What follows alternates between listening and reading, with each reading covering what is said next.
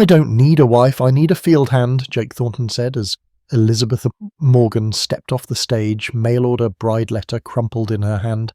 Behind him, 6 wild mustangs crashed against the corral, untamed beasts that had broken 3 men.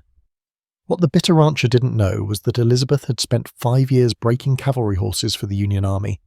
and his cold dismissal had just awakened something fierce inside her that no man could break. "I don't need a wife, I need a field hand." The words hit Elizabeth Morgan like a physical blow as she stood in the August dust of Copper Ridge, Wyoming, her fingers crushing the mail-order bride advertisement that had promised a practical woman for ranch wife and a new beginning. She had stepped off the stagecoach not 5 minutes before, her travelling dress stained with 3 weeks of railway soot and prairie dirt, her worn carpet bag clutched in one calloused hand, and every eye in the small frontier town had turned to watch the spectacle unfold. Jake Thornton stood before her like a judge rendering sentence, his weathered face set in harsh lines that spoke of bitterness and exhaustion, his grey eyes scanning her tall frame with all the warmth of a man evaluating livestock at auction. Behind him, 6 wild mustangs screamed and crashed against a reinforced corral, their terror and rage splitting the hot afternoon air with sounds that made several townspeople wince and step back. Elizabeth's hands clenched reflexively at her sides, the familiar calluses on her palms pressing into her flesh as she absorbed the public rejection and the curious stares of at least 24 witnesses who had found urgent business on Main Street the moment the stage arrived. She was 27, too old by frontier standards for marriage, too educated by any standard for comfort, and too desperate after her father's death and the whole collapse of his horse training's business to have many choices left. The advertisement had promised partnership, a home, a purpose, and she had sold everything she owned to afford the train fare west, burning every bridge behind her because staying in Pennsylvania meant debtor's prison or worse. Now this hard-eyed rancher was telling her in front of God and everyone that she was not wanted, not as a wife, not as anything, except labour. But even as humiliation burned hot in her chest, Elizabeth's trained eye was cataloguing everything about Jake Thornton and his situation with the swift assessment her father had taught her. The man was desperate despite his cold dismissal. She could see it in the tension that corded his neck, in the way his gaze kept flicking back to those screaming horses, in the state of his clothes which were clean but mended multiple times, in the ranch visible behind him where fences sagged and buildings needed paint. The mustangs in that corral were not mean, they were terrified, and their panic spoke of rough handling and broken trust, the kind of damage that came from men who used force instead of patience. Elizabeth had spent 5 years working alongside her father breaking cavalry horses for the Union Army during the war, and another 7 years after. And she knew with absolute certainty that Jake Thornton was trying to break those animals the wrong way and failing. His last hope, she understood instinctively, watching those magnificent creatures destroy themselves against the rails, her last hope too, perhaps, standing in this dusty street with nowhere left to run. So Elizabeth lifted her chin and met his cold gaze with steel of her own, refusing to beg, but also refusing to leave, because something in those screaming horses called to something in her broken heart, and she would be damned if she let this bitter man send her away before she proved exactly what she was worth. Stay with me, friends, and comment your city below. I'm sharing this story from Denver, Colorado. Subscribe to my channel and let's see how far our story travels today. Jake Thornton did not invite her inside anywhere civilized to explain the arrangement. Instead, he gestured curtly toward the wagon and spoke in a voice loud enough that half the town could hear every brutal detail of his circumstances. His wife Sarah had died 2 years past in a riding accident, thrown from a half-broken horse and lingering 3 days before internal bleeding took her, leaving him with a 7-year-old daughter named Lily, who had not spoken a word to anyone since watching her mother die. He needed someone to cook and clean and help with ranch work, not a delicate town wife who would wilt under the harsh Wyoming sun and impossible expectations, but someone with spine and strength who could handle the reality of frontier life without complaint or demands for gentleness he could not provide. His foreman had quit 3 weeks ago after the mustangs broke through a fence and injured 2 ranch hands, one badly enough that the man lost use of his left arm, and Jake had been struggling alone ever since to keep his operation running, while those 6 wild horses consumed time and money he did not have. If Elizabeth could handle the work, truly handle it without fainting or weeping or requiring special consideration, She could stay in the bunkhouse like any hired hand and earn wages of $15 monthly plus room and board. No marriage, no pretense of romance, no expectations beyond labor exchange for survival, and she would be free to leave any time she chose if the arrangement proved unsuitable. The banker Owen Hartley held the mortgage on his ranch, and the cavalry contract represented his last chance to save everything. He had 8 weeks to deliver 6 saddle-broken mustangs to Fort Laramie or lose his land, his home, and his daughter's inheritance from her mother. Elizabeth stood absorbing this litany of hardship and desperation, her pride wounded by the cold transactional nature of his offer, but her practical mind already calculating that $50 monthly was more than she could earn anywhere else, and a bunkhouse was better than the street. She revealed nothing about her father's business or her own skills with horses, instinct warning her that Jake Thornton was the kind of man who would reject help he had not asked for, especially from a woman he had already dismissed as unsuitable for anything beyond housework. Around them, the townspeople watched with expressions ranging from pity to judgment, and one woman in particular stood out, elegant in expensive Eastern clothing that seemed absurdly formal for a frontier town, her pale blonde hair arranged in elaborate curls beneath a feathered hat. Catherine Hartley, Elizabeth would learn later, sister to the banker who held Jake's fate in his grasping hands, a wealthy widow who had been positioning herself as the obvious choice for Jake's second wife, and who now looked at Elizabeth with barely concealed contempt for daring to accept such a degrading arrangement. Elizabeth met the woman's cold blue gaze briefly before turning back to Jake and saying in a voice steady as stone that she accepted his terms. She would work as hard as any man he had ever hired, and he would have no cause for complaint about her performance or her character. Then she picked up her carpet bag and waited for him to show her where she would sleep, refusing to acknowledge the whispers that followed them, or the humiliation burning in her chest, because she had survived worse than public shame and she would survive this too. Broken Creek Ranch revealed itself gradually as the wagon creaked along the rutted track, and Elizabeth felt her stomach sink at the evidence of decline visible in every sagging fence line and peeling board.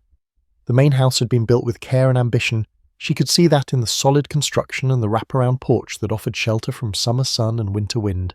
But years of neglect showed in loose shutters and missing shingles and paint weathered to bare grey wood. The barn leaned slightly to one side as if weary of standing upright, and the various outbuildings scattered across the property all bore the same marks of deferred maintenance that spoke of a man overwhelmed by circumstances and drowning in work he could not accomplish alone. But it was the Mustang corral that dominated everything, reinforced with extra rails stacked 3 high and corner posts sunk deep as fortress pillars, the entire structure screaming of desperation and multiple escape attempts. Jake showed her to the bunkhouse with the same curt efficiency he had shown throughout their brief acquaintance, pushing open the rough wooden door to reveal a single room that had clearly housed his former foreman. The space was spare but clean, with a narrow cot against one wall, a small pot-bellied stove for heat, a scarred table with 1 chair, and pegs on the wall for hanging clothes.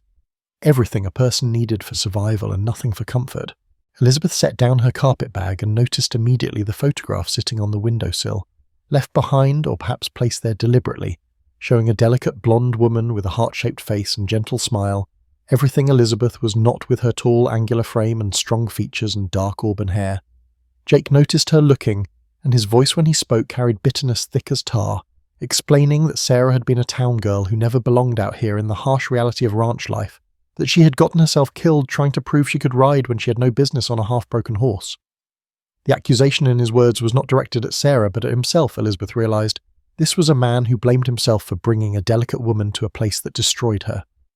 Movement at the main house window caught Elizabeth's attention, and she saw a small pale face pressed against the glass, a child watching with huge solemn eyes that disappeared the moment Elizabeth raised her hand in a tentative wave. Lily, she thought, the daughter who had stopped speaking when her mother died, another ghost haunting this place of loss and failure. 2 men emerged from the barn as Jake led Elizabeth back outside, one old and weathered as dried leather, with silver hair and kind eyes, the other young and gangly with suspicious wariness written across his sunburned face. Miguel and Tommy, Jake introduced them without ceremony, his remaining ranch hands who eyed Elizabeth with open skepticism that said they had seen hired help come and go and expected her to last perhaps a week before the reality of frontier labor sent her running back to civilization. Elizabeth met their gazes steadily and offered no promises or explanations, knowing that words meant nothing here and only work would prove her worth. Elizabeth unpacked her few belongings in the fading light of her first evening at Broken Creek Ranch, laying out the practical clothes she'd sewn herself from sturdy fabric meant to withstand hard use, 3 work dresses in dark colours that would not show dirt, undergarments mended so many times the original fabric was barely visible, a heavy wool shawl her mother had made before consumption took her when Elizabeth was 12. At the bottom of her carpet bag, wrapped carefully in oilcloth to protect it from moisture and prying eyes, she placed her father's horse training journal, decades of careful observations and techniques recorded in his precious medical hand, knowledge that had made him one of the most sought-after trainers in Pennsylvania before gambling debts destroyed everything he had built. She set his photograph on the small table, her only concession to sentiment, showing him standing proud beside the stable they had lost, his hand resting on the neck of a cavalry mount they had trained together, his face creased with the smile she remembered from childhood. Before war and loss had carved different lines. The mustangs began screaming as full darkness fell, and Elizabeth recognized immediately the sounds of panicked, traumatized animals rather than mean ones. The difference as clear to her trained ear as the difference between a cry of pain and a cry of rage. She lay on the narrow cot listening to them crash against the reinforced rails hour after hour, hearing in their terror the echo of every broken horse she had ever rehabilitated, every animal that had been mishandled by men who thought force and fear were proper training tools. Sleep would not come despite her exhaustion from travel, and at dawn she rose and watched through her single window as Jake approached the corral with a rope and whip, the worst possible method for horses already traumatized by rough handling. The lead mare, a magnificent paint with a coat like storm clouds, reared and crashed into the fence with such violence that Elizabeth flinched at the impact, her fingers curling with the instinct to intervene, to show him the gentle approach that would calm rather than inflame. But she forced herself to remain still and silent as Jake cursed and limped away from another failed attempt, knowing with hard-won wisdom that showing her hand too soon would only make him defensive and resistant, that men like Jake Thornton had to be handled with the same patience and strategy she used with frightened horses. She pulled out her father's journal and added her own entry in the margins where he had left space for future observations, her handwriting smaller and less confident than his, but equally precise. "Day 1 at Broken Creek Ranch," she wrote, measuring each word carefully. "He does not see me as human, but only as labour to be used and discarded when I prove insufficient. The horses do not see him as trustworthy, but only as threat to be feared and fought against with every breath. We are all trapped together in our separate prisons of misunderstanding and pain, and I do not yet know if patience and skill will be enough to free any of us from the walls we have built or had built around us." Jake woke Elizabeth before dawn by pounding on the bunkhouse door hard enough to rattle the frame, and when she emerged already dressed in her oldest worker dress with her hair braided tight against her skull, he said nothing but gestured for her to follow him to the barn where the real test would begin. He assigned her the hardest tasks with deliberate intent to break her spirit or her body, starting with mucking out stalls that had not been cleaned in weeks, the accumulated waste packed solid as clay and reeking in the August heat that was already building despite the early hour. Elizabeth took the pitchfork he handed her and began working with silent efficiency, her movements economical and practiced in ways Jake did not recognize as coming from years of cavalry stable work where officers demanded perfection and wasted motion meant falling behind. She hauled water from the pump in buckets that weighed 30 pounds, each when full, carrying them without spilling across uneven ground to troughs that needed filling, her shoulders burning but her pace never slowing. By mid-morning, Jake had her mending fence in the full sun, digging post holes in ground baked hard as stone, lifting rails that made even Miguel grunt with effort. And through it all, Elizabeth worked without complaint or request for rest, handling tools with the expertise of someone who had done such labour 1,000 times before. Miguel watched her from where he worked nearby, and she could feel his assessment shifting from skepticism to something approaching respect as the hours passed, and she neither quit nor whined, nor required rescue from tasks Jake clearly expected to defeat her. Lunch was served at the main house in awkward silence, the 4 of them seated around a scarred wooden table while Elizabeth tried not to notice how Lily sat as far from her as possible, clutching a cloth horse that had clearly been made with love and skill by hands now cold in the ground. Elizabeth did not force conversation or try to win the child over with false cheer, understanding instinctively that Lily would see through any performance and resent the manipulation. Jake ate quickly and without looking at anyone. But when he finished, he said grudgingly that Elizabeth worked harder than most men he had hired, the admission clearly costing him something. Elizabeth met his gaze coolly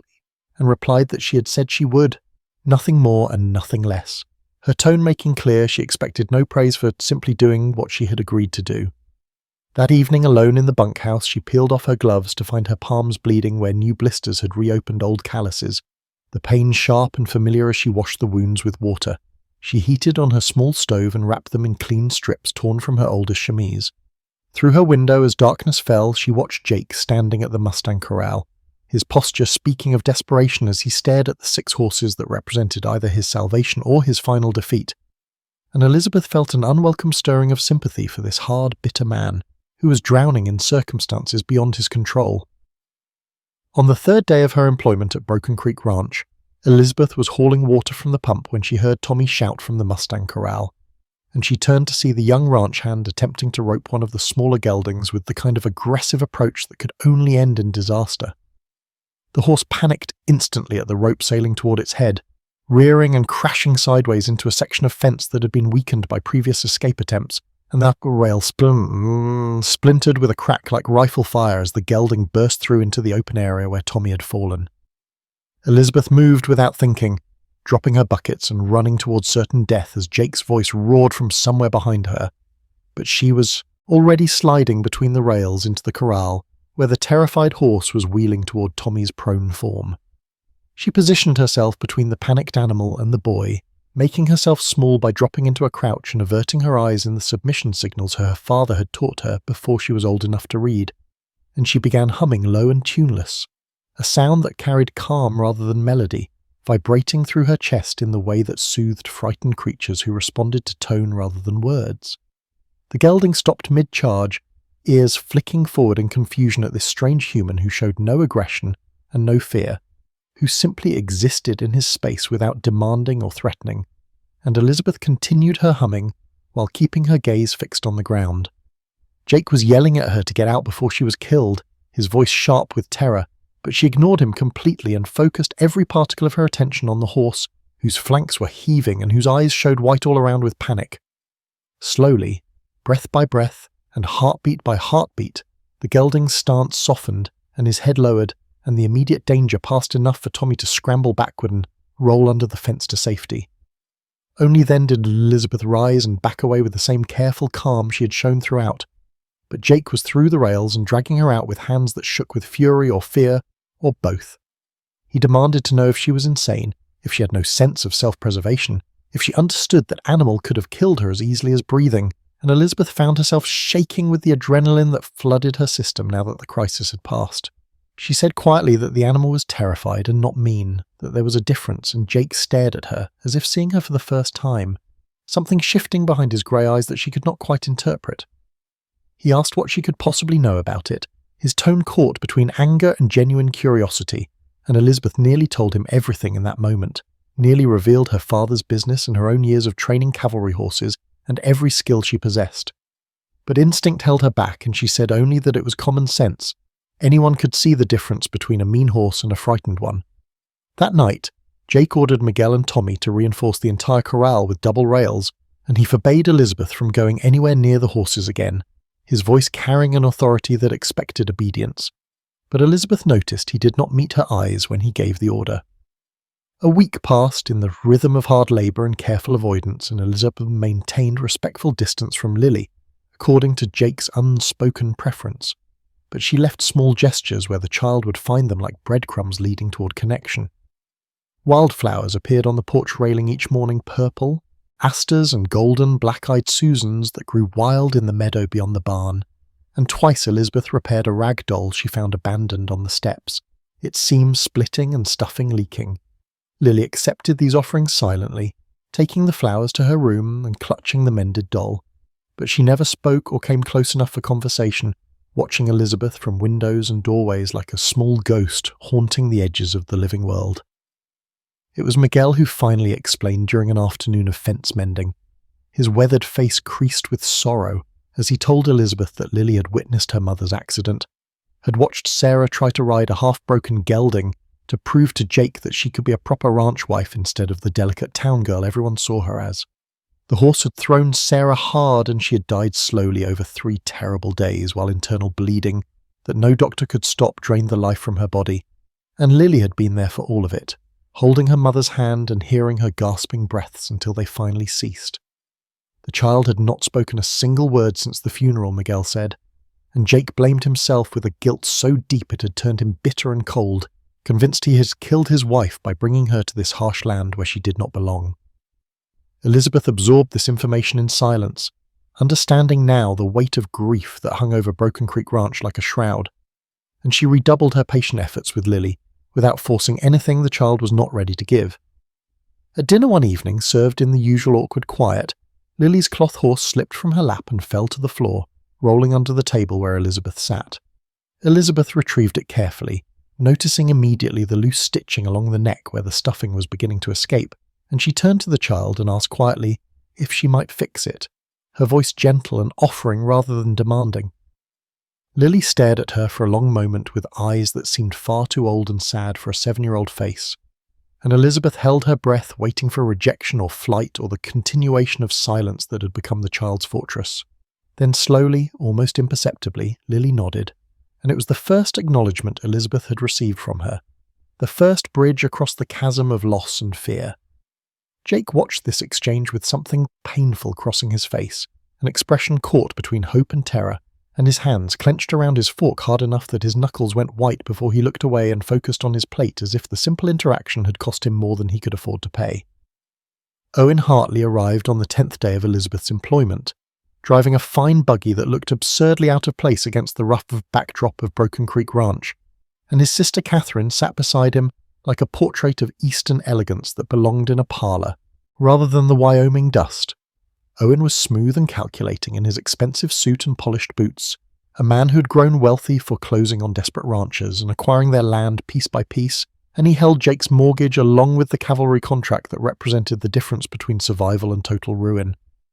He claimed he had come to check on Jake's progress with the mustangs, but Elizabeth could see the predatory gleam in his pale eyes as he surveyed the property, already counting the value of prime water rights that would be his when Jake inevitably failed. Catherine stepped down from the buggy with elaborate care to avoid soiling her silk skirts, her gaze sweeping over Elizabeth with thinly veiled contempt before she delivered her barb in a voice like honey over poison, remarking how quaint it was that Jake had acquired a mail-order bride who was playing at being a field hand.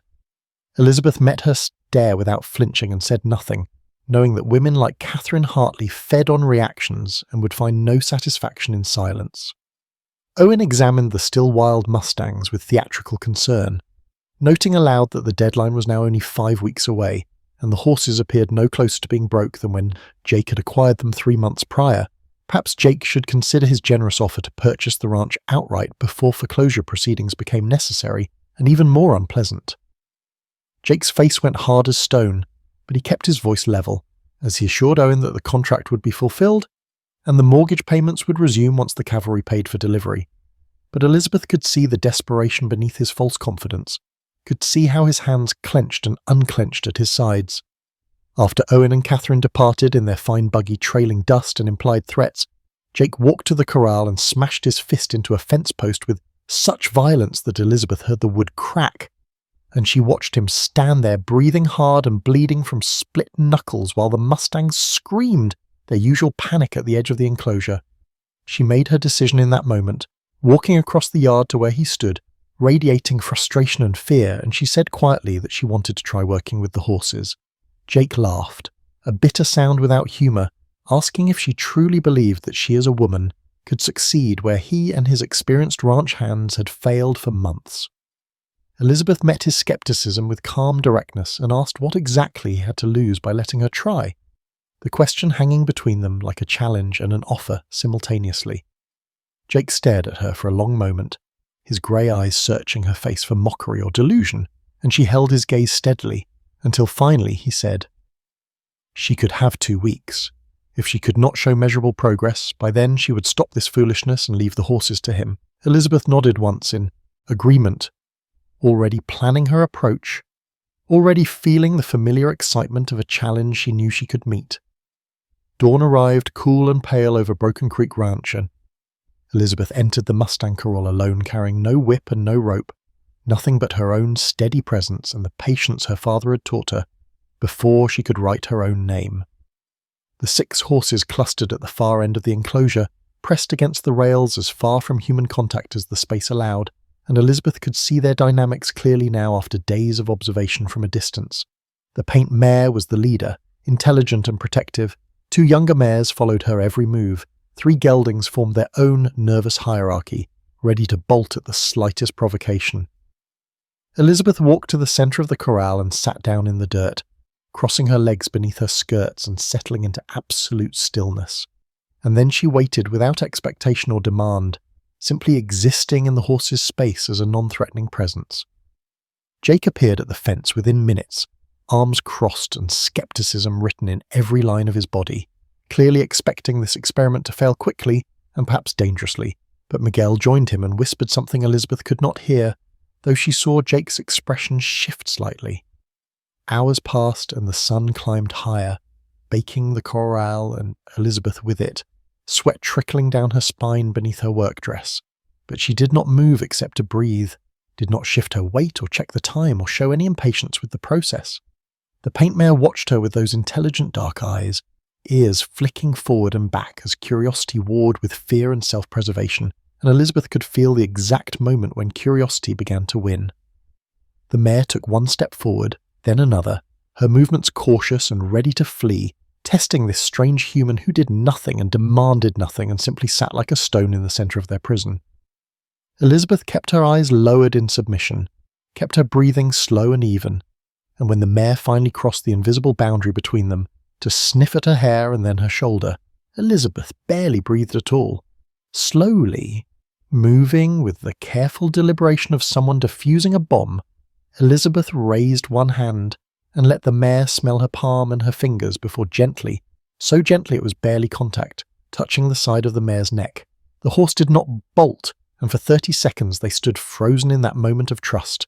Then Elizabeth withdrew her hand, and after another 30 minutes of the mare investigating her, Elizabeth stood and walked calmly out of the corral, leaving the horses wanting more contact instead of fearing it.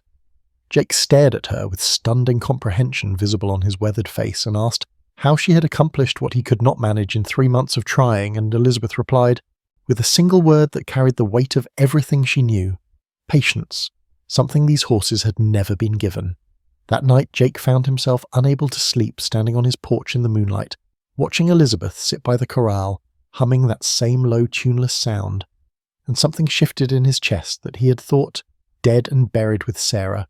something dangerous and unwelcome that he tried desperately to ignore.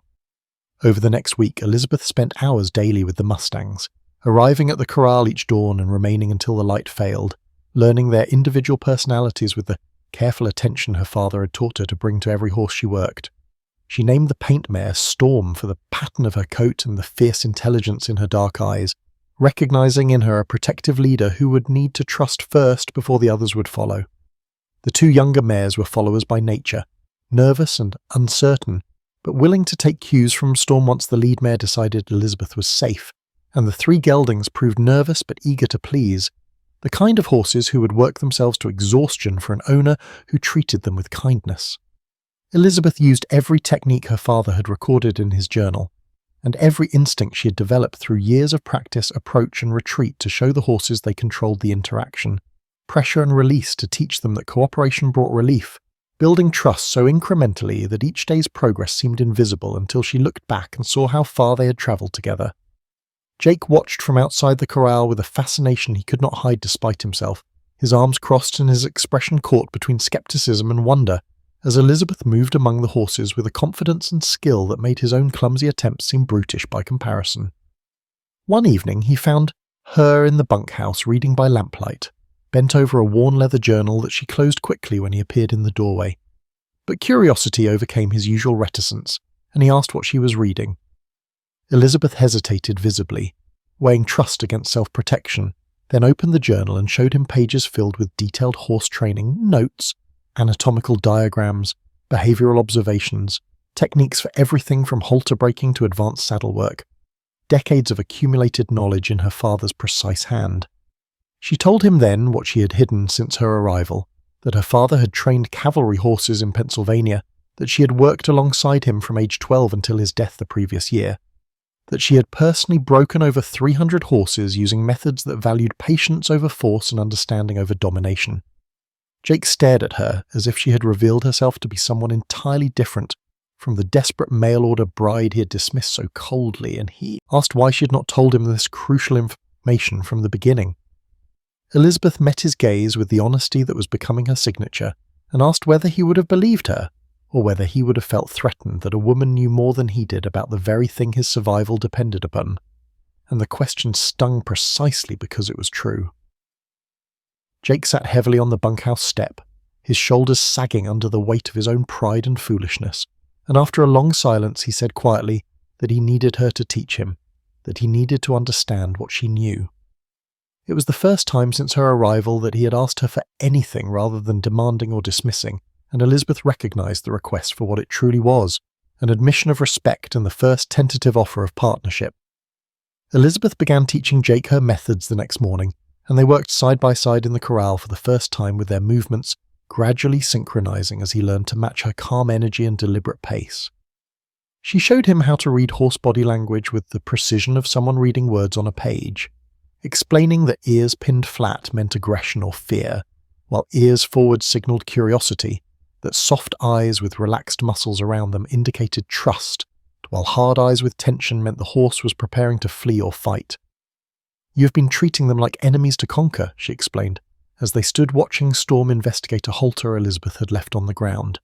"But they need to see you as part of their herd, someone trustworthy who will not hurt them, even when you have the power to do so." Jake struggled visibly with the gentleness her methods required, his instincts honed by years of using force and dominance with animals and men alike, his body wanting to move fast and demand compliance rather than wait for the slow building of trust. Elizabeth demonstrated with Storm, her hands firm but kind as she stroked the mare's neck and shoulder, her voice low and soothing as she explained each movement and the reason behind it, showing Jake how patience created willing partnership instead of fearful obedience. Jake tried the same approach with one of the younger geldings, a nervous bay who had always shied away from human contact, and when the horse actually stepped toward him, instead of retreating, when it allowed Jake to touch its face with fingers that trembled slightly from the effort of staying gentle, his face transformed with an expression of pride and wonder and relief that made him look years younger. That evening they sat together on the top rail of the corral fence reviewing the day's progress as the sun painted the Wyoming sky in shades of orange and gold, and for the first time since Elizabeth's arrival, they talked beyond the business of horses and ranch work. She told him about her father's stable in Pennsylvania, the clients who had come from as far as New York, for his training expertise, the precision he had demanded, and the kindness he had modelled in every interaction with the animals in his care. Jake spoke haltingly about his dreams for Broken Creek Ranch before Sarah's death, the plans he had made to expand the horse operation and build a reputation for quality stock, ambitions that had died with his wife and been buried under grief and guilt. The conversation felt dangerous in its intimacy, crossing boundaries they had maintained through 2 weeks of careful professional distance, and Jake found himself watching Elizabeth's profile in the sunset, noticing the strength in the line of her jaw and the way the fading light caught in her dark hair. He looked away quickly, guilt flooding through him at the awareness, at the attraction he had no right to feel for this woman who deserved better than a bitter widower still haunted by the ghost of his first wife. Lily began creeping closer to watch the horse training sessions, drawn by the gentleness and patience Elizabeth showed to the animals that had terrified everyone else on the ranch, and each day the child ventured a little nearer, until one morning Elizabeth found her standing at the corral fence watching Storm with an expression of longing so pure it made Elizabeth's heart ache. "Would you like to help?" Elizabeth asked softly, without making any sudden movement that might startle the girl back into her shell of silence, and Lily turned to look at her father who had appeared from the barn at some unspoken signal. Jake nodded slowly, something tight and painful visible in his throat as he gave permission, and Elizabeth showed Lily how to offer Storm an apple with her palm flat so the horse's teeth would not accidentally catch fingers, how to stand calmly and breathe slowly so her energy would not frighten the mare who had learned to trust gentle humans. Storm approached with her usual caution, but sensing the child's innate gentleness and lack of threat, the mare took the apple carefully from Lily's small hand, her lips soft and precise, and the child's face lit up with joy so radiant and unguarded that Jake felt his chest constrict with the first real hope he had known since Sarah's death. That night at dinner, Lily sat closer to Elizabeth instead of maintaining her usual careful distance, and as they finished the simple meal of stew and biscuits, the child whispered her first words since her mother had died 2 years before. "Storm likes me." Elizabeth's eyes filled with tears she could not control, and she had to blink rapidly to clear her vision before she could respond that yes, Storm liked Lily very much indeed, that the mare had chosen her just as surely as Lily had chosen the mare.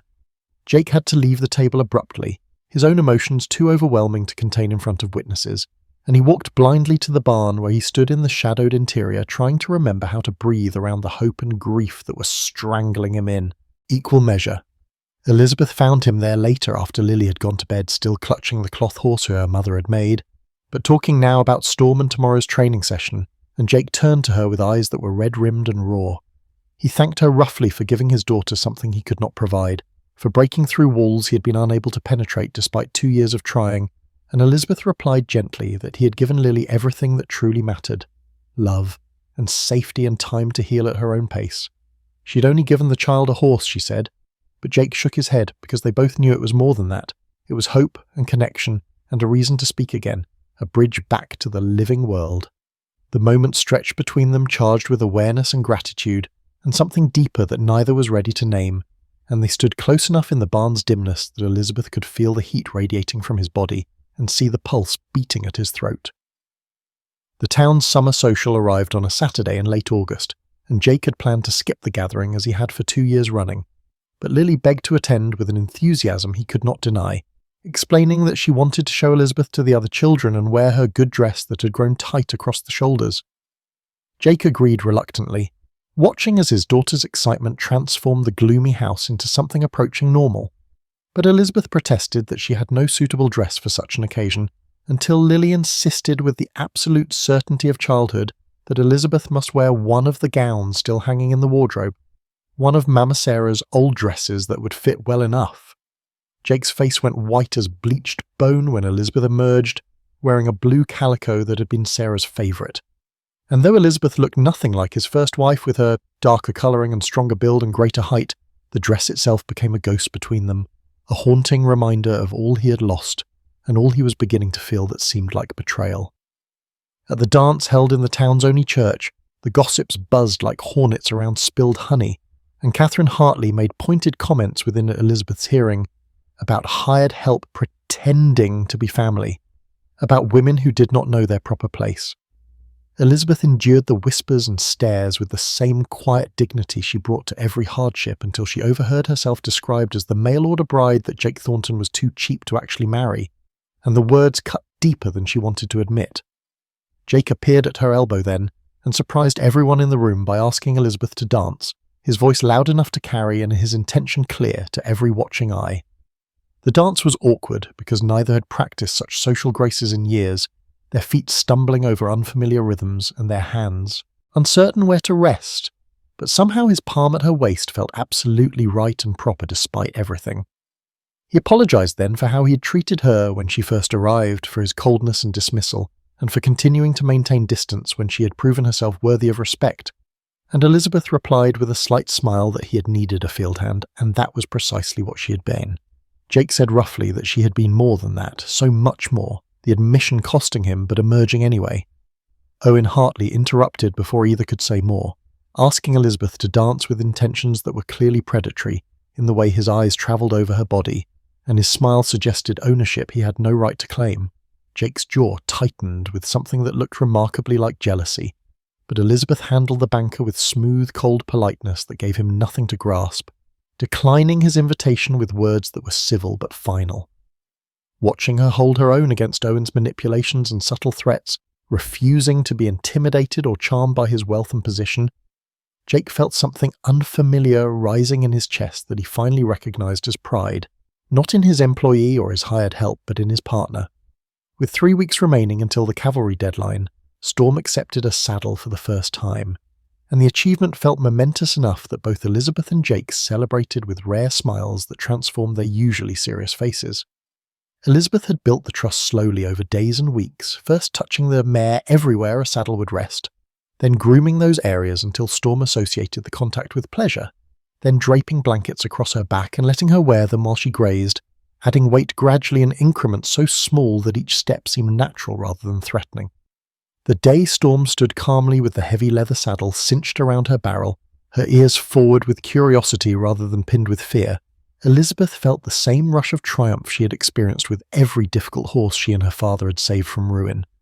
Jake admitted quietly that he had not thought such progress was possible with an animal as traumatized as Storm had been when they acquired her, and Elizabeth explained that the mare had clearly been through severe trauma before arriving at Broken Creek, that someone had tried to break her with force and violence, that she had needed to learn trust again before any real training could begin.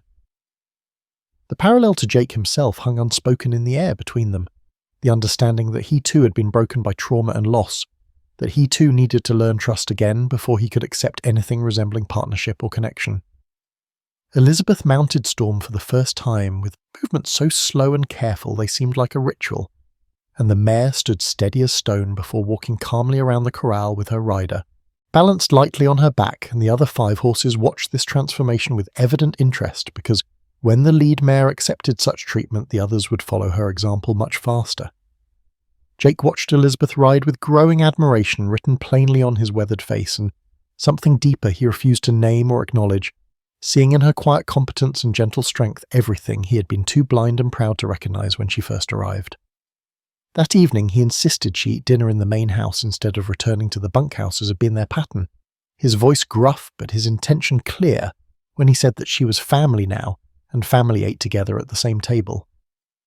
Lily beamed with delight at this pronouncement and chattered through the meal about Storm's progress and her own plans to help train the other horses, and the 3 of them shared food and conversation in a way that felt dangerously domestic, like they were becoming something real instead of a temporary business arrangement born of desperation.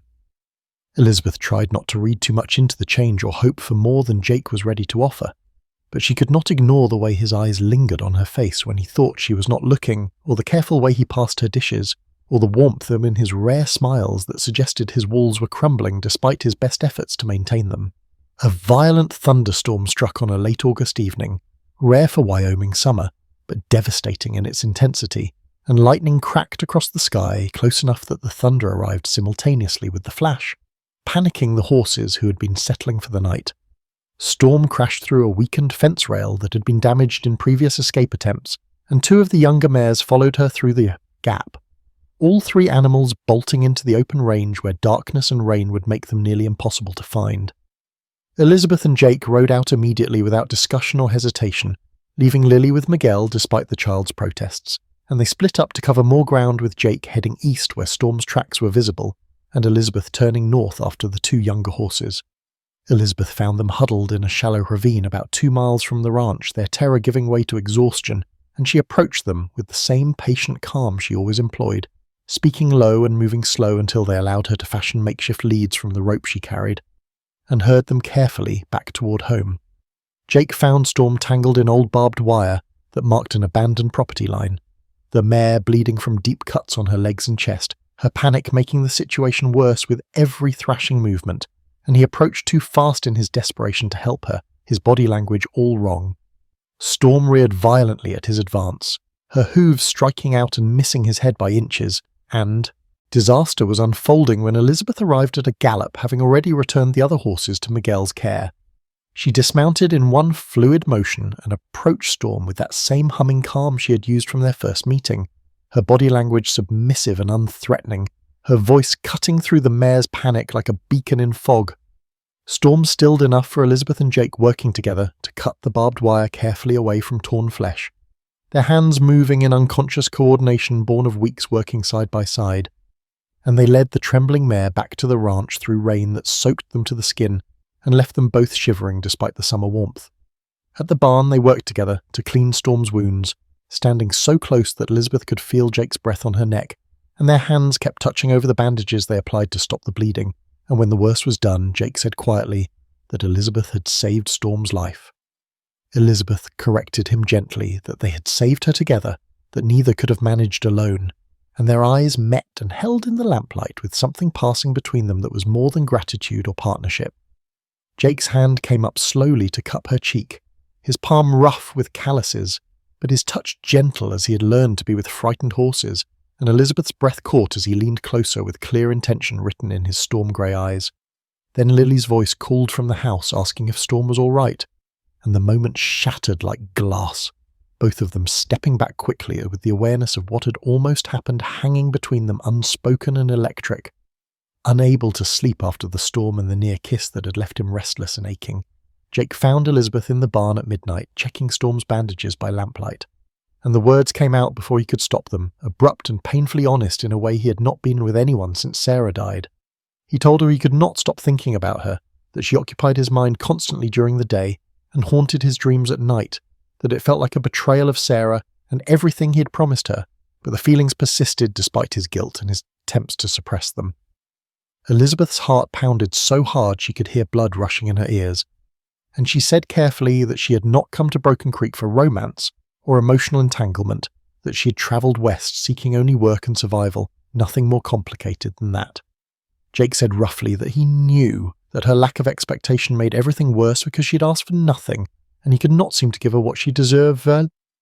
real marriage instead of this half arrangement where she worked as hired help while living in his bunkhouse like some shameful secret. Elizabeth turned to face him fully, the lamplight casting shadows that made her features look carved from stone. And she asked, what if she did not need what she supposedly deserved? What if she wanted what was real and messy and complicated instead of some idealized version of respectability that meant nothing? Jake started to speak her name, but she interrupted him sharply, her voice carrying a fierce honesty that matched his own. She told him not to say anything unless he meant it with his whole heart, not to kiss her because he was lonely or grateful or confused about his feelings for Sarah, that when he touched her she needed it to be because he wanted her specifically, and not because she was convenient or available, or simply there. The brutal rawness of her words hung in the air between them like a physical barrier, exposing fears and needs neither had intended to voice, and Jake stepped back with rejection clear in every line of his body as he absorbed the truth of what she was demanding. He said she was right, and apologized stiffly before turning and walking out of the barn into the darkness, leaving Elizabeth standing alone with her hands shaking so badly she had to set down the bandages she had been holding. She returned to her work on Storm's wounds with movements that were automatic and disconnected from thought, her mind replaying every word of the conversation and wondering if she had made a terrible mistake by refusing what he had almost offered.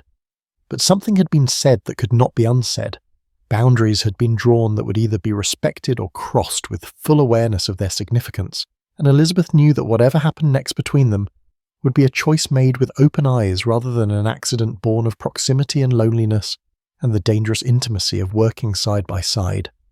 With 2 weeks remaining until the cavalry deadline, Owen Hartley made his calculated move, arriving at Broken Creek Ranch with Sheriff Bradley and a court order claiming Jake was behind on a separate loan payment that Jake had never heard of and certainly had not missed. Jake stood in his own yard blindsided and disbelieving as Owen produced documents that appeared official and legally binding, paperwork that had been manipulated and possibly forged through connections the banker had cultivated over years of corruption, and despite Jake's meticulous records proving every payment had been made on time, the sheriff had no choice but to enforce the court order. They seized 40 head of cattle as collateral, driving them away while Jake watched helplessly, and Elizabeth stood beside him trembling with fury at the injustice unfolding before them, and the loss left Jake with barely enough livestock to function as a working ranch. The cavalry contract now represented not just his best hope but his only hope of survival, everything riding on 6 horses that were still not fully trained with time running out. Elizabeth saddled a horse and rode to town immediately, without asking permission or waiting for Jake's agreement, her rage propelling her through the miles until she dismounted at the bank and stormed inside to confront Owen in his plush office. He was smooth and unruffled as always, leaning back in his leather chair with the satisfied expression of a man who held all the power, and he suggested perhaps Elizabeth would like to discuss alternative arrangements, that he could make her situation much more comfortable if she proved willing to be reasonable.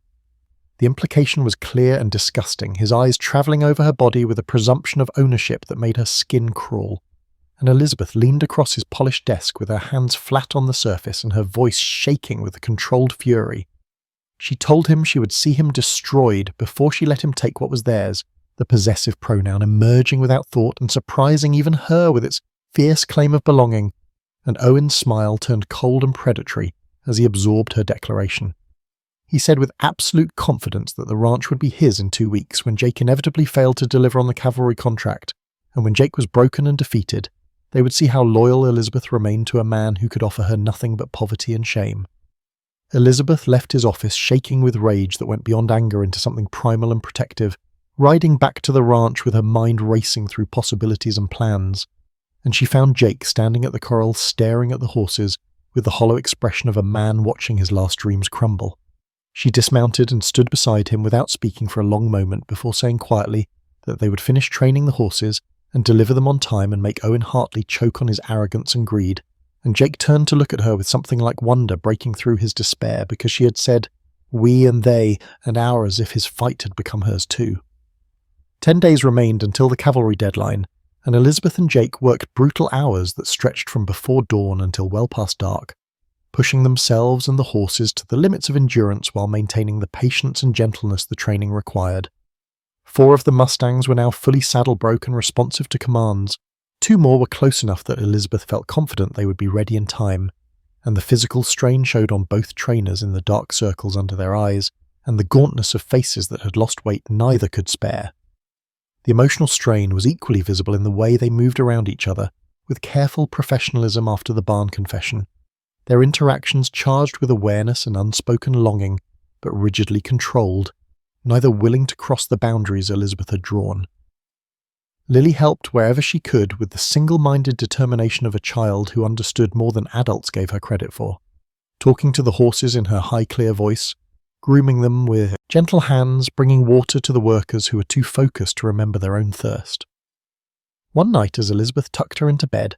a routine that had developed naturally over the weeks, Lily asked with devastating directness if Elizabeth was going to be her real mama, and Elizabeth felt her throat close around words she could not form. She asked what Lily would like, turning the question back because she could not bear to presume, and the child said simply that she would like to keep Elizabeth, that Mama Sarah had been her first mama, but Elizabeth could be her now mama, and Papa needed Elizabeth too, even if he was too scared to say it.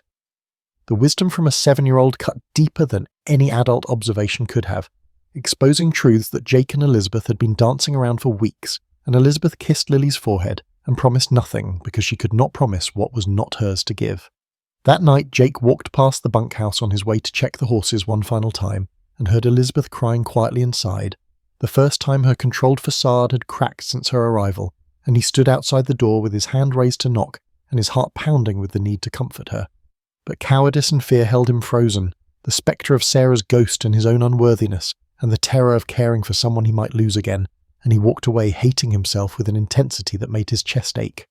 The next morning they worked together as if nothing had happened, their movements synchronized and efficient, their communication reduced to gestures and single words. But everything had changed in ways neither could articulate, the air between them thick with all the things they could not say, and the time running out on every front. 1 week before the cavalry deadline, Jake worked with the most difficult gelding, a nervous sorrel prone to spooking at shadows and sudden movements, and against Elizabeth's explicit advice he pushed too hard too fast, his anxiety about time overriding the patience she had taught him. The horse tolerated the pressure for perhaps 30 seconds before panic took over, and he bucked with violent force, twisting his body in mid-air and sending Jake flying backward into the corral fence with a sickening crack that Elizabeth heard from across the yard. She was running before conscious thought formed, screaming for Miguel as she dropped to her knees beside Jake's conscious form, blood streaming from a gash above his left eye, and his breathing shallow and irregular in a way that terrified her more than anything she had faced since her father's death. She cradled his head in her lap with hands that shook violently and begged him not to die, telling his unconscious form that he could not leave her, not before he told her what she needed to hear, not before they had a chance to see what might grow between them, if he would only let down his walls and trust her. She could not finish the thought because Miguel arrived with Tommy and they carried Jake carefully to the house while Elizabeth ran ahead to prepare his bed and send Tommy riding hard for the doctor in town. Dr. Henderson arrived within 2 hours and diagnosed a severe concussion and at least 2 cracked ribs, ordering complete rest for a minimum of 1 week with no exceptions, and Jake mumbled deliriously about the contract and needing to finish the training before the deadline. Elizabeth leaned close to his fevered face and promised she would finish everything, that he only needed to heal, and for 3 days she ran Broken Creek Ranch entirely alone while Jake drifted in and out of consciousness upstairs. She trained the remaining horses during daylight hours, pushing herself to exhaustion to make up for the loss of Jake's help, and at night she sat beside his bed wiping fevered sweat from his face with cool cloths, talking to him about the horses' progress and Lily's increasing confidence in inconsequential things meant only to keep him tethered to the world. Once, when she thought he was deeply asleep, Jake's hand suddenly caught hers with surprising strength, and his eyes opened unfocused and glassy, and he whispered a plea for her not to leave him, the vulnerability in those 2 words more naked than anything he had said while conscious. Elizabeth brought his hand to her lips and promised she would never leave, the vow emerging without hesitation or calculation, and she meant it with a certainty that shook her to her foundations because somewhere in the past weeks this bitter rancher and his damaged child had become her family in ways that transcended any legal arrangement or business contract. Jake woke fully after 3 days of fevered semi-consciousness to find Elizabeth asleep in the chair beside his bed, her head tilted at an uncomfortable angle against the high back, dark circles under her eyes speaking of exhaustion she had not allowed herself to acknowledge, and her hand still holding his, as if even in sleep she would not release him. He studied her face in the early morning light streaming through the window, and saw the strength written in every line and angle, the exhaustion that came from carrying impossible burdens without complaint, the care she had poured into him and his daughter and his ranch without asking for anything in return. Lily appeared in the doorway like a small ghost and whispered that Elizabeth had not left his bedside except to train the horses, that she had been taking care of everything, including him, and Jake felt his chest tighten with emotion he could no longer refuse to name or acknowledge. When Elizabeth woke to find him watching her with clear eyes for the first time in days, she immediately asked about his pain and his symptoms before he could speak, and he asked instead about the horses, and saw relief flood her face when she reported that all 6 were broke and ready for inspection. The cavalry inspector would arrive in 4 days, she said, and Jake responded that she had accomplished the impossible, but Elizabeth corrected him gently that they had done it together, because he had laid the foundation she built upon. Jake pulled her hand to his lips and kissed her knuckles with a tenderness that made her breath catch,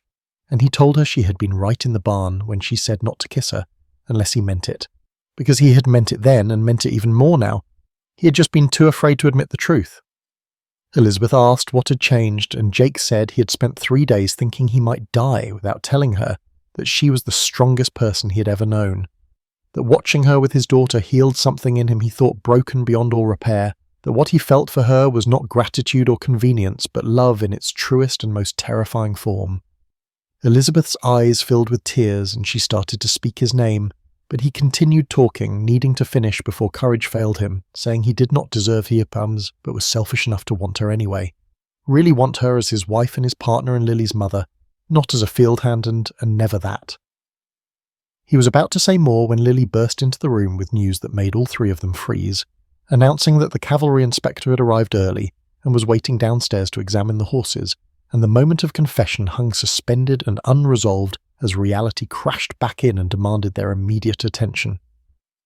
Captain Morrison from Fort Laramie arrived that afternoon to inspect the 6 horses, and Jake insisted on being present despite his weakness, leaning heavily on the corral fence while Elizabeth demonstrated each animal's training and responsiveness and calm temperament with the professional competence of someone who had done this 100 times before. Owen Hartley had somehow learned of the early inspection and arrived with his sister Catherine in their fine buggy, both of them wearing expressions that clearly anticipated failure and the satisfaction of watching Jake lose everything.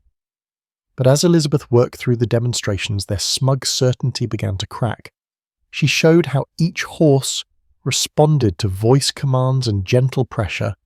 how they accepted saddle and rider without resistance, how their eyes remained soft and their bodies relaxed, even under the stress of examination by a stranger, and Captain Morrison watched with growing approval that was evident in his nods and the notes he made in his leather-bound journal. Owen interrupted when Elizabeth was working with the last gelding, his voice carrying false concern as he suggested the captain should know These horses had been broken by a woman, and surely the cavalry required more rigorous training than whatever gentle methods a female might employ. Elizabeth's jaw clenched with rage she barely controlled, but before she could defend herself or her methods, Jake stepped forward, despite his cracked ribs and the dizziness that still plagued him from the concussion. He said with a voice that carried across the yard and brooked no argument that Elizabeth had more horse sense than any man he had ever known, including himself, that she had saved this ranch and these animals using skill instead of force, that the cavalry would be lucky to have horses trained with such expertise and patience. Captain Morrison looked between Jake and Elizabeth and Owen, with the shrewd assessment of a man who had seen every kind of manipulation and dishonesty in his years of military service, and he said slowly that he judged by results, not by the gender of the trainer, and these were among the finest animals he had inspected in his career. He approved the contract on the spot and issued payment in full, handing Jake a bank draft that represented salvation and vindication in equal measure, and Owen's face turned purple with a rage so intense he seemed on the verge of apoplexy. After Morrison departed with promises to send men to collect the horses within the week, Owen cornered Jake near the barn and said with barely controlled fury that this was not over, that he would find another way to take what should have been his all along. Jake met his threat with a coldness born of victory and newfound confidence and the fierce protective love he had finally acknowledged, replying that the only thing Owen would have was the debt he would owe when Jake proved in court that he had forged those loan documents. That night fire broke out in the barn with a violence that spoke of deliberate intent rather than accident, flames consuming dry wood and hay with terrifying speed, while Jake and Elizabeth and Miguel and Tommy fought desperately to save the horses from an inferno that turned night into hellish orange day. Storm and 3 others escaped to safety when Elizabeth threw open the corral gate, but 2 of the younger mares were trapped in their stalls where smoke filled the barn interior with choking blackness that made breathing impossible and seeing even harder. Elizabeth ran toward the burning structure without conscious thought or regard for her own safety, and Jake screamed her name with terror that ripped his throat raw before he followed her into the flames because losing her was worse than any death he could imagine for himself. Together they worked through smoke and heat that seared their lungs and blistered their skin,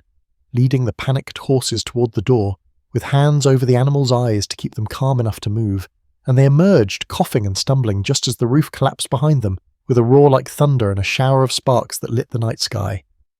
Elizabeth collapsed in Jake's arms outside the barn, both of them smelling of smoke and ash, their clothes singed and their faces blackened with soot, and Jake held her while gasping that she could never do such a thing again because she could have died. Elizabeth countered between coughs that he could have died too since he had followed her into the inferno, and they clung to each other with the desperate relief of people who had faced death and emerged on the other side still breathing. The barn was completely destroyed by the time the flames finally died, nothing left but charred timbers and smoking ruin. But all 6 horses had survived, and that was what mattered more than any building. Miguel found evidence of coal oil near where the fire had started, the clear signature of arson rather than accident, and when Sheriff Bradley finally arrived at dawn, he could no longer ignore the pattern of Owen's escalating attacks. A witness came forward saying he had seen one of Owen's hired men near the barn just before sunset, and faced with criminal charges that even his connections could not protect him from, Owen Hartley fled Wyoming that very night with whatever money he could carry. His sister Catherine stayed behind in their grand house, humiliated but defiant, stripped of her brother's protection, but still venomous in her hatred of Elizabeth and Jake. The threat that had hung over Broken Creek Ranch for months was finally ended, but the damage was real and visible in the smoking ruins of the barn and the burns on Elizabeth's hands and the way Jake could not stop touching her to reassure himself she was alive. That night he held her on the porch while Lily slept inside, both of them too shaken to rest, and he kept saying he had almost lost her, as if repetition would make the terror easier to bear. Elizabeth replied each time that he had not lost her, and would not lose her,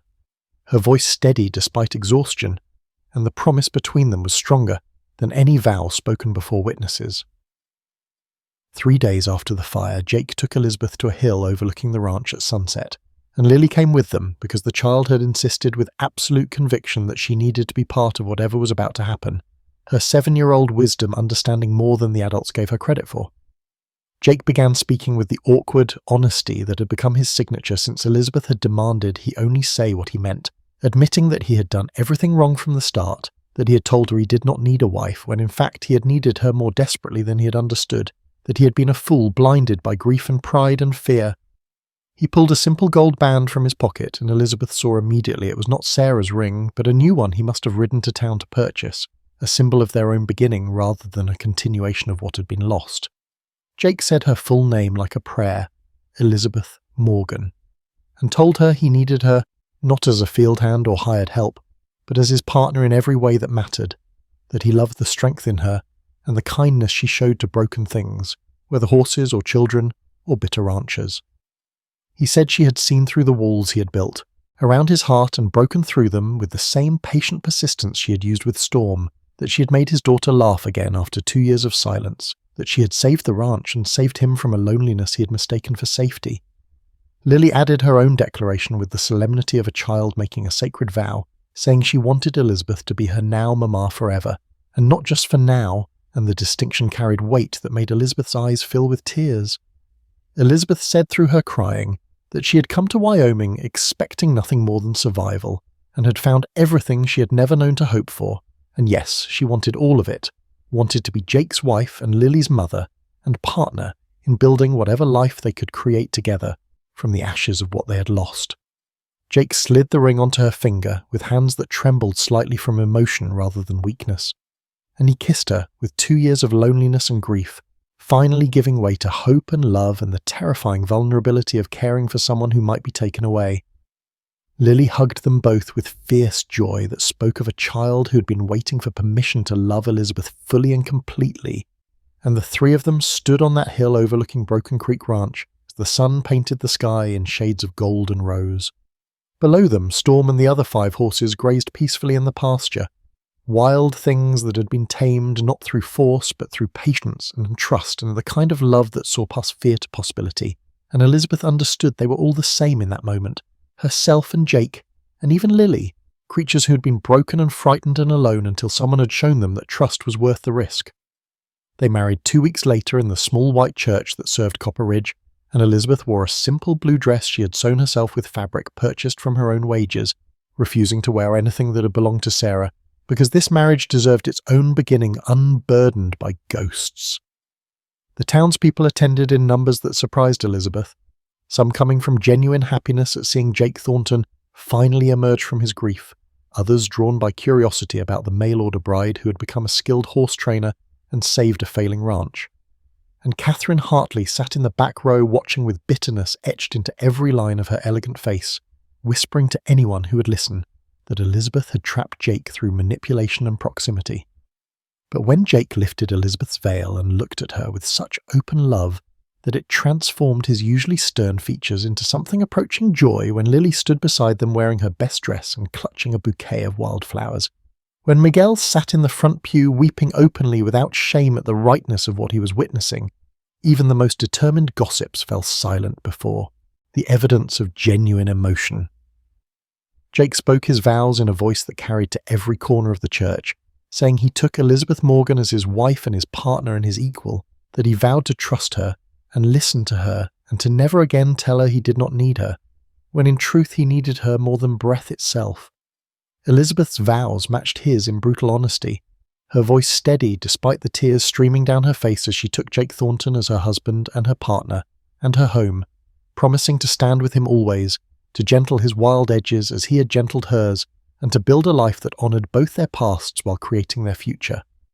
The kiss when it came was tender and real, and somehow both private and public simultaneously, witnessed by a community that was learning to accept this unconventional family as one of their own. And when they walked back down the aisle as husband and wife with Lily between them, holding both their hands, the church erupted in genuine applause. The reception was held in the town hall, with food provided by neighbours who had come to respect Elizabeth's competence and Jake's quiet integrity. And when Jake led his wife onto the makeshift dance floor, they moved together with the awkwardness of people learning each other's rhythms, but also with the ease of partners who had worked side by side through crisis and triumph. Elizabeth rested her head against Jake's shoulder as they turned slowly to music played on Mrs. Henderson's piano, and she thought about the woman who had stepped off the stagecoach expecting humiliation and finding instead a purpose and a family and a love she had never imagined possible. And Jake whispered against her hair, that he was the luckiest man in Wyoming to have a wife who could train wild horses and save failing ranches and somehow love a bitter fool, despite all his efforts to push her away. They sent Lily to stay with Miguel's family for the night, an arrangement the child had suggested herself with a maturity that surprised both adults, and in the house they now shared as husband and wife. Jake and Elizabeth found themselves suddenly shy with each other, despite months of working side by side. Jake started to say he had not been with anyone since Sarah died, his voice rough with vulnerability, and Elizabeth began to assure him they did not have to do anything he was not ready for. But he stopped her words with a kiss that was gentle and deliberate and full of intention. He said he wanted this, wanted her, only her and no one else, and what followed was tender and awkward and real in ways that fantasy could never capture. Two people learning each other's bodies with the same patience and care they had brought to frightened horses. There was laughter when they bumped noses trying to find the right angle for kissing, tears when Jake whispered her name like a prayer against her skin, wonder when they finally came together and discovered that intimacy built on respect and partnership was deeper than anything either had known before. Afterward, they lay tangled in sheets that smelled of lavender and sweat, and Jake traced the calluses on Elizabeth's palms with reverent fingers, saying these hands had saved everything he loved, his daughter and his ranch and his broken heart. Elizabeth replied that these hands were home now, that she had spent years working with them to survive, and now finally they had brought her to a place where she could rest, and Jake pulled her closer as if he could absorb her into his own body and keep her safe there forever. They talked through the night about dreams for expanding the ranch and building their reputation as horse trainers, about Lily's education and her obvious gift with animals, about the possibility of more children. Though Elizabeth said carefully she understood if Jake was afraid after losing Sarah in childbirth. Jake said he was terrified, but that fear would not stop him from building a life with Elizabeth, that some risks were worth taking when the alternative was living half a life, and she kissed him for that honesty and that courage. At dawn they lay together watching the sunrise paint the bedroom walls in shades of gold and rose, and Elizabeth realized with a certainty that went bone deep that she had never felt so completely at peace, so wholly herself, so utterly home as she did in this moment with this man who had once told her he needed a field hand instead of a wife, and who now held her like she was more precious than anything in his world. Fall arrived with golden aspens painting the mountains and a crispness in the air that promised winter would follow soon, and with the cavalry payment secured and Owen's fraudulent loans paid off and legally challenged, Jake and Elizabeth began rebuilding the barn with materials that were better and stronger than what had burned. Elizabeth trained Jake fully in her father's methods during the weeks of construction, sharing every technique and observation from the worn journal that had guided her own education, and they began advertising themselves as a horse training business that used patience instead of force to create willing partners rather than fearful servants. Word spread quickly about the woman who had tamed 6 untamable mustangs in less than 8 weeks, and contracts began arriving from neighbouring ranches and army posts, and even buyers from as far as Colorado and Montana who wanted horses trained with the gentleness that produced reliable mounts instead of animals waiting to explode. Elizabeth insisted on maintaining her father's standards and refusing any client who wanted quick results through harsh methods, and Jake became her equal partner as their skills complemented each other perfectly, his strength and her finesse creating a training system that was efficient without being brutal.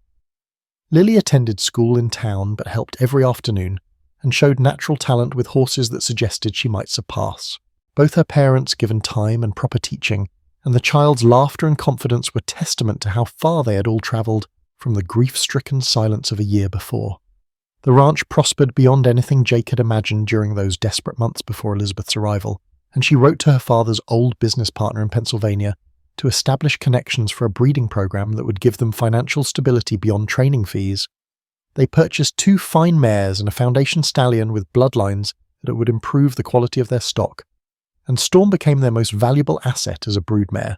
producing foals that combined her intelligence and strength with the calm temperament Elizabeth had cultivated.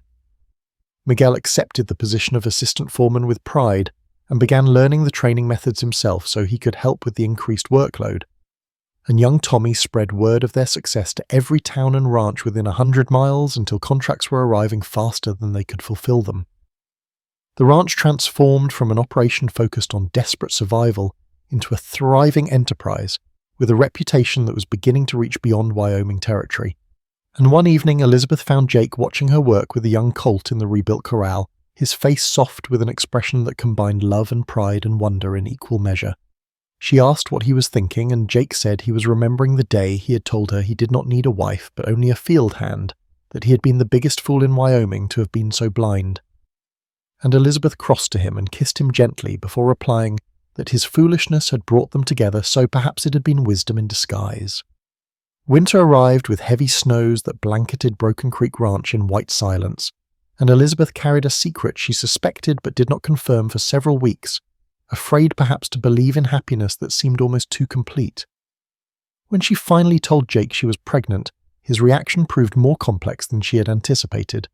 Joy and terror warring visibly on his face as memories of Sarah's death flooded back with crushing force, and he said in a voice raw with fear that he could not lose Elizabeth too, that he would not survive such loss a second time. Elizabeth took his face between her hands and forced him to meet her eyes, while she said with absolute certainty that she was not Sarah, that she was strong and healthy and trained in medical knowledge that would help her recognize danger signs before they became critical, that they would engage the best doctor available and take every precaution possible. But despite her reassurances, Jake's anxiety grew alongside her belly through the winter months, and he became overprotective in ways that would have been touching if they were not suffocating, trying to stop her from working with horses entirely, hovering over her, every movement treating her like glass that might shatter at the slightest impact. Elizabeth endured his fear-driven care for as long as she could before finally confronting him in the barn where they had shared so many honest conversations, telling him that he was drowning her with his fear and she needed him to trust her strength the same way he trusted her with frightened horses. Jake protested that he did trust her, but it was fate he could not trust. The randomness of the tragedy that had taken Sarah, despite everyone's best efforts, and Elizabeth replied with fierce conviction that he needed to trust their love to be stronger than fate, to believe that what they had built together could withstand whatever challenges came. Lily, who was now 8 years old and possessed wisdom that seemed borrowed from someone much older, added her voice to the argument, saying with the directness of childhood that Mama Elizabeth was not fragile, but rather the strongest person she knew, and surely Papa could see that truth if he stopped letting fear blind him. Slowly and with visible effort, Jake learned to balance his protective instincts with trust in Elizabeth's capability and judgment, loosening his grip enough that she could continue the work she loved while still being present and supportive when she needed him.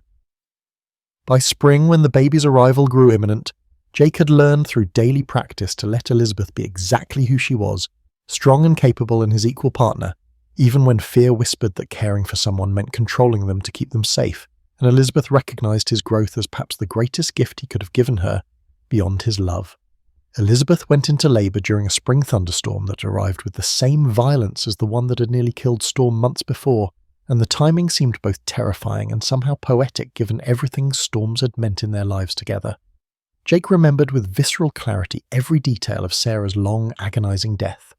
The 3 days of suffering that had ended with her cold body and his howling grief, and the memories nearly paralyzed him with fear, so intense he could barely draw breath.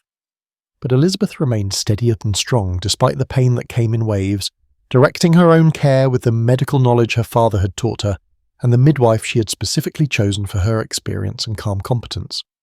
The labor was hard, as all births are hard, but it progressed normally, according to the signs Elizabeth watched for between contractions, and she held Jake's hand through each wave of pain while telling him to stay with her in the present moment instead of disappearing into that place of fear where Sarah's ghost still lived.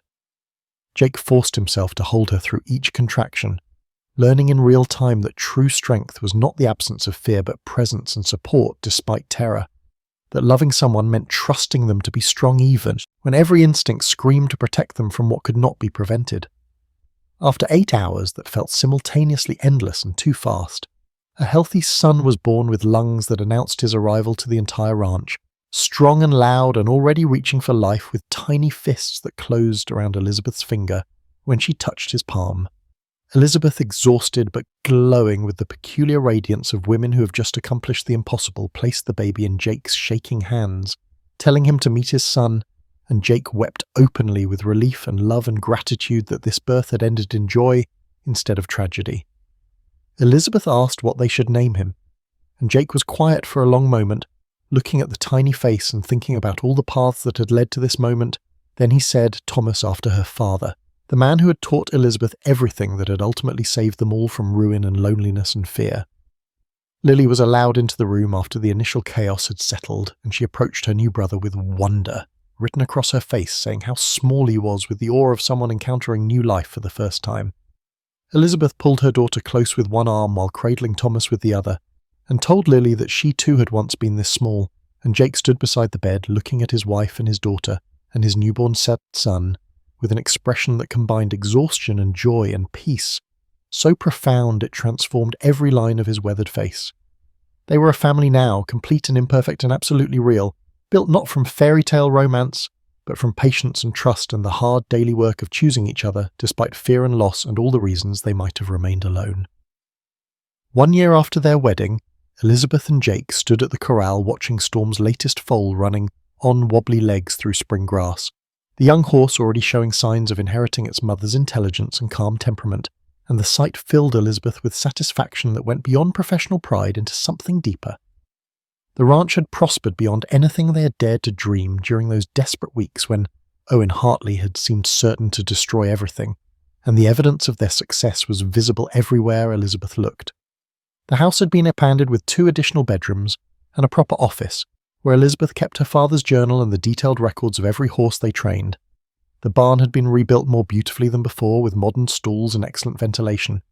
and they had hired 3 permanent ranch hands to help manage the growing business that now brought clients from across 3 territories. Lily excelled at school, where her teachers praised her quick mind and her essays about horse behaviour, and she worked afternoons training young stock under Elizabeth's patient guidance, with a natural gift that suggested she would surpass her mother given time and dedication. Baby Thomas was 6 months old and thriving with his mother's dark hair and his father's grey eyes, and he watched the horses from his cradle with the same intense focus that suggested the family obsession would continue into another generation. Catherine Hartley had left town in disgrace after Owen's crimes were fully revealed through Jake's legal challenge and witness testimonies, and the community that had once gossiped about the mail-order bride now respected Elizabeth as an expert horsewoman and successful businesswoman whose methods were revolutionizing how the entire region approached horse training. Jake pulled Elizabeth close as they stood watching their children and their horses and their home, and he asked if she remembered what he had said that first day when she stepped off the stagecoach expecting marriage and finding rejection instead. Elizabeth replied with a smile that she remembered every single word, how he had said he did not need a wife but only a field hand, how the entire town had watched her humiliation, how she had wanted to die of shame but had chosen pride instead. Jake said he had been half right about his needs because he truly had needed a field hand to help save the failing ranch, but what he had not known and could not have predicted was that he needed a wife even more desperately. He needed Elizabeth specifically to heal the wounds Sarah's death had left in him, to challenge his assumptions about strength and control, to love him despite his walls and his bitterness, to build a life with him that honoured the past while creating a future neither could have imagined alone. He said she had tamed more than his wild horses during her time at Broken Creek Ranch. She had tamed his wild broken heart that had been as panicked and traumatized as Storm had been, teaching him through patient persistence that trust was possible even after betrayal and loss. Elizabeth kissed him softly and said they had tamed each other because she too had arrived wild with grief and fear, and he had given her a place to belong and a purpose beyond mere survival. 5 years passed in contentment that Elizabeth had never imagined possible during those desperate early days, and the Thornton Ranch became renowned across Wyoming Territory and beyond for horse training methods that valued patience over force and partnership over domination. Elizabeth had written a comprehensive training manual based on her father's journals combined with her own innovations developed through years of practice, and the book sold steadily across the Western Territories wherever ranchers and cavalry officers gathered to discuss their trade. Jake and Elizabeth trained horses together daily as with a partnership so seamless that clients often remarked they seemed to communicate without words, their movements synchronized through years of working side by side through triumph and crisis. Lily at 13 was already taking her own clients and training young stock with her mother's gift for reading animal behaviour, a star pupil who would likely surpass both her parents given her natural talent and dedicated practice. Thomas, at 5 years old, rode horses before he could run properly, fearless but gentle in ways that suggested he had absorbed his parents' philosophy through observation and osmosis. A second daughter named Sarah Margaret had arrived 2 years earlier, her name honouring both mothers with Lily's blessing, and the house was constantly full of noise and love and the organised chaos of children and animals and a thriving business. One evening, Elizabeth was in town purchasing supplies with Lily when a young woman stepped off the stagecoach looking travel-worn and desperate, clutching a mail-order bride advertisement with white-knuckled hands, and Elizabeth saw herself 5 years earlier reflected in the stranger's frightened eyes. She approached gently and asked if the woman was looking for the Thornton ranch, and when the stranger nodded, Elizabeth saw her own past written in every line of that anxious face.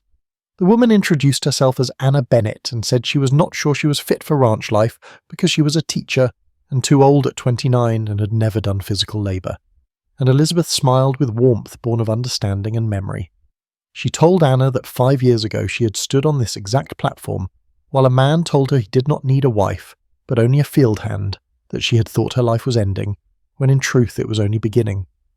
Anna's eyes widened with recognition when Elizabeth identified herself as Mrs. Thornton, and Elizabeth invited her to dinner the next evening, to hear the full story and receive help finding her proper place, whether with Jake's foreman, who had been lonely since his wife passed, or the schoolmaster who needed an assistant or someone entirely different. As Elizabeth drove home with Lily beside her, the setting sun painting the mountains they loved in shades of gold and rose, she thought about the wild horses they had tamed, and the wild lives they had built, and the wild love that had saved them all from loneliness. The last line of her father's journal, which she had finally finished reading, echoed in her mind with the weight of hard-won wisdom. The wildest things, when tamed with patience and love, become the most loyal. Jake greeted them at the ranch entrance with Thomas riding his shoulders and Sarah toddling beside him and Storm grazing peacefully nearby with her 5-year-old son, and Elizabeth felt her heart swell with gratitude for everything she had found in this harsh, beautiful land. She had come to Wyoming seeking only survival, and had discovered partnership and love and family and purpose and home in every sense that mattered. And when Jake kissed her, in greeting like he did every time she returned, as if she were precious and irreplaceable,